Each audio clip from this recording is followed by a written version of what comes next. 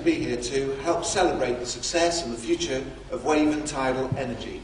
And it's also a pleasure to be here to be part of the official launch of Renewable UK. Our potential in renewable energy is so much broader than wind now, so it's encouraging to see the sector adapting to the times.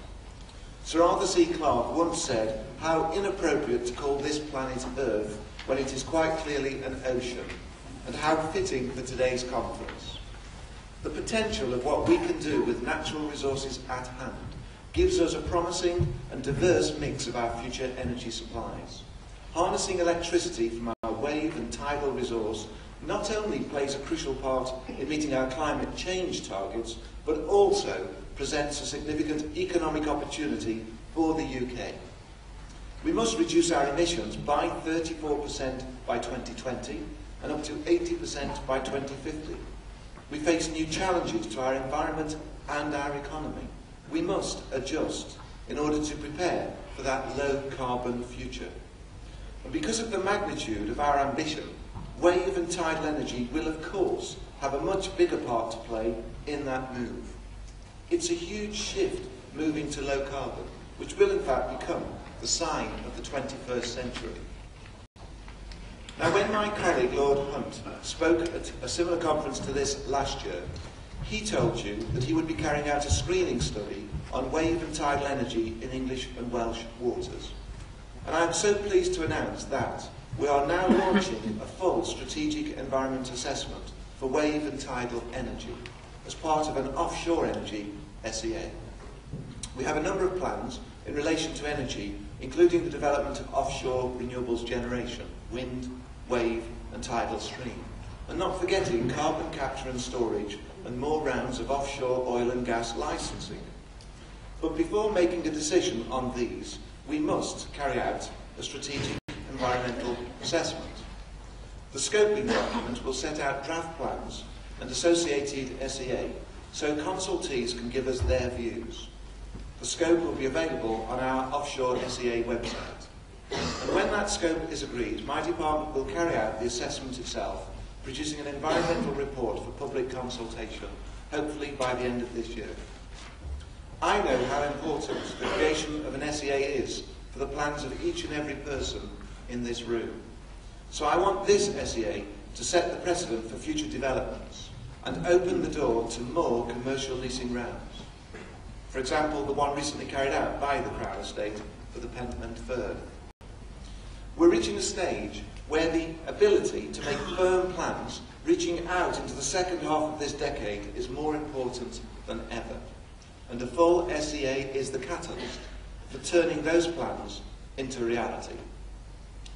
I'm proud to say that we are seen as the leader in marine energy technology, but we also need to be the leader in developing that technology commercially too. And we're in the best position to do just that.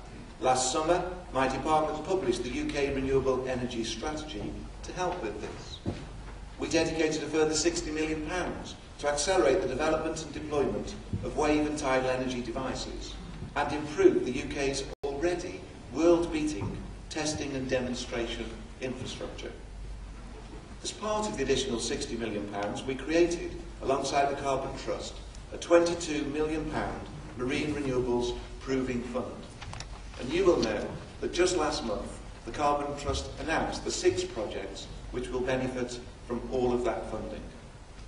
Because of that, some of the leading technologies should soon be at a point where they will be able to benefit from the existing £42 million Marine Renewables Deployment Fund. And the Technology Strategy Board has also announced that it will be starting bidding rounds for research, with a total £12 million up for grabs. It bolsters and complements the different kinds of research being carried out under the Proving Fund. This is the kind of practical and focused research and development support which is important for this sector, and I applaud the Technology Strategy Board's plans to set up their support of wave and tidal R&D. And I know that what was the BWEA, but now Renewable UK, has been working to identify and fill funding gaps that wave and tidal technologies have experienced over the years.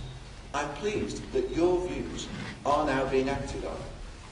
And last September, I'm sure you're all aware of the Marine Action Plan, that my ministerial colleague, Lord Hunt, launched. The plan broke new ground because it's an opportunity for you to sit down and work with us. We need you to help us set the agenda for this sector in the coming years and explore how together we can ensure the success of the industry. The UK, being the world leader in wave and tidal technology, will continue to be seen by the world as a focus for research, development and deployment. And we are determined to keep it that way. For example, CGen, the world's first megawatt-scale tidal turbine, has been operating successfully all year, recently clocking up 1,000 operating hours. I understand that Marine Current Turbines hopes to get permission to start 24-hour running soon. Aquamarine's Oyster prototype was successfully deployed at EMEC in the Orkneys last year. Polaris and Rolls-Royce Tidal Generation Limited should have their new prototypes up and running by autumn. Construction is underway at Wave Hub in Cornwall with the expectation that it will be operating this time next year. With the funding we announced in the summer last year, NAREC in the northeast are building new onshore testing facilities, and EMEC are extending their existing wave and tidal sites and have plans underway for a new nursery site. And I understand that Peel Energy just this morning published their report on the Mersey tidal power. I welcome this study, which I discussed with them in Liverpool last autumn. It's about the prospect for tidal power generation from one of the estuaries with the best tidal resources in the country. And it learns from and complements the work we're doing on the 7 tidal power feasibility study and the 7 embryonic technologies scheme. These are the kinds of developments that we need to see much more of in the coming years. Of course, marine energy isn't the only technology we're pursuing to secure our energy future. We expect that the majority of the UK's renewable energy ambition will be delivered through wind power, and in particular through a huge expansion of our offshore wind industry. The UK is already the world leader in offshore wind deployment, with nearly a gigawatt of generation already installed. We intend to stay in that lead position. The Carbon Trust have estimated that the offshore wind industry could become a £75 billion industry and support up to 70,000 clean energy jobs by 2020.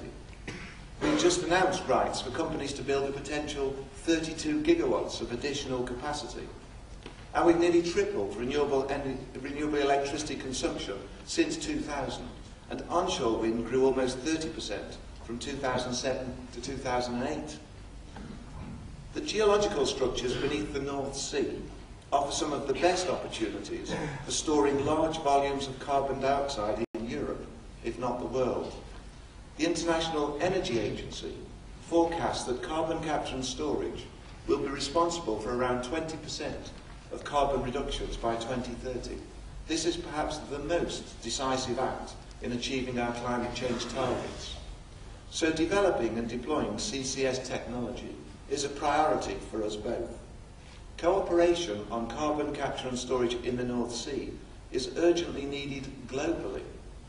We have a unique asset in terms of depleted reservoirs and salt caverns in the North Sea, which can be used to store away safely harmful CO2 emissions.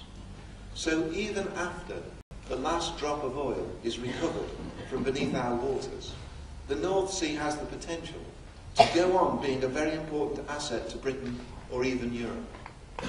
And we will continue to provide support for the underpinning R&D that is so important to the ongoing development and success of technology like carbon capture and storage. And CCS may also bring other benefits to the UK. The AEA Group report suggested that carbon abatement technologies, including CCS, could sustain between 30,000 and 60,000 jobs in the UK by 2030. And on the recovery of the worst financial meltdown that I've certainly seen in my lifetime, I'm sure that's welcome news. On 10th of December last year, the pre-budget report contained a firm commitment to supporting 4 commercial-scale demonstrations in the UK of CCS on coal power generation. We made a start to address some of the major barriers to CO2 enhanced oil recovery in the Energy Act 2008. This Act, together with changes we negotiated with the EU directive on carbon capture and storage, will mean it's CO2 that will be permanently contained. The estimated value to the UK from global markets for new advanced coal-fired power generation plant, including that fitted or retrofitted with CCS, could be up to £2 billion a year by 2020, double that by 2030. This equates to 20 billion to 40 billion in total between now and 2030. And remember, almost 6,000 people already directly employed in the UK coal industry. We must maintain our lead in the deployment of CCS as one of only 5 countries to have launched a competition to support a commercial-scale CCS demonstration. And just a month ago, my colleague Lord Hunt also announced a new round of offshore licensing to give a further boost to the UK's offshore oil and gas industries. The record-breaking 26th round includes areas of the continental shelf not yet explored to boost activity in the basin. And this will help to secure also the future of the UK's oil and gas industry, which right now provides 3/4 of our energy needs and 350,000 jobs. Oil and gas will continue to have a major role in the British energy mix for the foreseeable future. The evidence is clear, however, that our oil and gas supply may not be able to meet our demands in the future. And securing the necessary emissions reductions through to 2050 at an acceptable balance of cost, security and behavioural change has to be considered. At the same time, our electricity supply will most probably be some combination of thermal power stations, increasingly fitted with carbon capture storage, together with nuclear and renewable energy. So in the long term, we need to make the transition from a system where we rely heavily on fossil fuels to a system that includes nuclear, renewable and clean coal power. And the UK's low-carbon transition won't add up to much if we don't invest in our workforce. We have an ageing workforce and a depleting pool of young people in training. And in order to remain competitive globally, British businesses will need ever more skilled employees to remain competitive. No government has done more in closing skills gaps and creating opportunities for people who want them. But we need people like you on board, leading the skills agenda in this country.